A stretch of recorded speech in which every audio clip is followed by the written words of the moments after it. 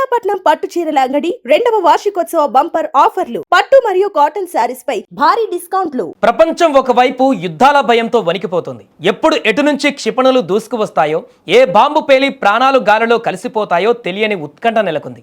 అయితే ఇదే సమయంలో యుద్ధరంగం వెలుపల కూడా ఊహించని ప్రమాదాలు భారీ సంఖ్యలో ప్రాణాలను బలిగొంటున్నాయి. ప్రకృతి వైపరీత్యమో లేదా మానవ తప్పిదమో తెలియదు కానీ వందలాది మందిని ఒకేసారి మృత్యువు ఒడికి చేరుస్తున్నాయి. సరిగ్గా ఇలాంటి ఘోర ప్రమాదమే ఇప్పుడు ఆఫ్రికా దేశమైన కాంగోలో చోటు చేసుకుంది.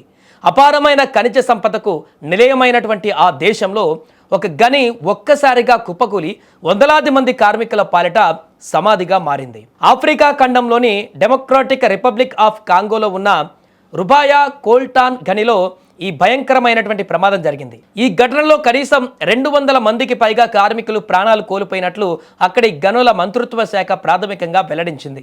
అయితే ఈ గని ప్రస్తుతం ప్రభుత్వం చేతులలో లేదు. తిరుగుబాటుదారులైన M23 రెబల్స్ ఆధీనంలో ఈ ప్రాంతం ఉంది. దీంతో మరణాల సంఖ్య పైన తీవ్రమైన సందిగ్ధత నెలకొంది. మంత్రిత్వ శాఖ చెబుతున్న లెక్కలు వాస్తవం కాదని, అక్కడ జరిగింది వేరని రెబల్స్ వాదిస్తున్నారు.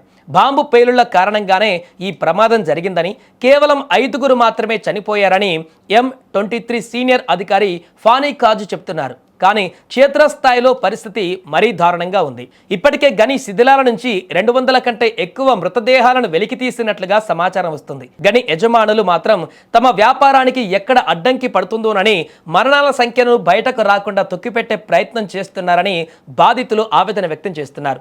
అసలు ఈ ప్రమాదానికి ప్రధాన కారణం అక్కడి భద్రతా లోపాలేనని స్థానికులు బల్లగుద్ది చెబుతున్నారు.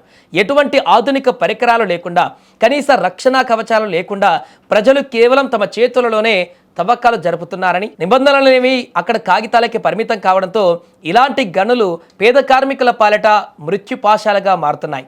నియంత్రణ లేని తవ్వకాలే ఈ భారీ విపత్తుకు దారితీశాయని, ఇప్పటికైనా అంతర్జాతీయ సమాజం స్పందించకపోతే మరిన్ని ప్రాణాలు గాల్లో కలిసిపోతాయని అక్కడి జనం ఆక్రోశిస్తున్నారు.